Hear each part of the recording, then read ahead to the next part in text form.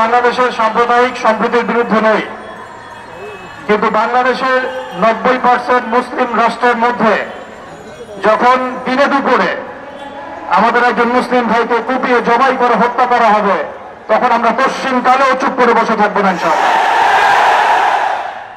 আমরা সর্বপ্রথম আমাদের প্রশাসন, সরকার এবং ঊর্ধ্বতন কর্তৃপক্ষকে বিনয়ের সাথে অনুরোধ করতে চাই, এই সন্ত্রাসী সংগঠন ইসকনকে অনতিবিলম্বে বাংলাদেশের মাটি থেকে বহিষ্কার করতে হবে।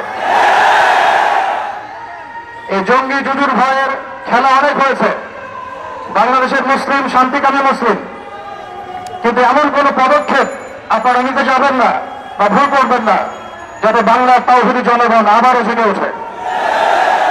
আমরা আল্লাহর কসম করে বলছি, যদি বাংলাদেশের তাওহীদি জনগণ একটাবার জেগে ওঠে, এর আগের মানুষ যাতে পালানোর পথ পেয়েছে, আপনারা কিন্তু পালানোর পথে পাবেন না ইনশাআল্লাহ।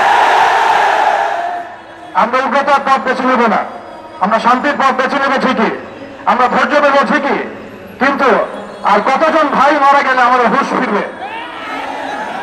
আর কতজন ভাই মারা গেলে আমাদের হুঁশ ফিরবে? আমরা আমাদের ঊর্ধ্বতন কর্তৃপক্ষকে বিনয়ের সাথে অনুরোধ করব, যারা দিনে দুপুরে আমাদের মুসলিম ভাইদেরকে এভাবে রাস্তার মধ্যে কুপিয়ে হত্যা করেছে, জবাই করেছে, এরকম নৃশংস শয়তানি এবং সন্ত্রাসী কর্মকাণ্ডের তীব্র নিন্দা এবং প্রতিবাদ জানানোর পাশাপাশি আমরা এর উপযুক্ত বিচার দাবি করি। এখানে অনেক মুরব্বী কেরাম আছেন, আমি ছোট মানুষ, বেশি কথা বলতে চাচ্ছি না। আমরা একটা দাবি উত্থাপন করতে চাই, বাংলার জমিন শান্তির জমিন, এই শান্তির জমিনে যদি একমাত্র ওয়ালটন এসি দিচ্ছে 1 বছরের রিপ্লেসমেন্ট গ্যারান্টি।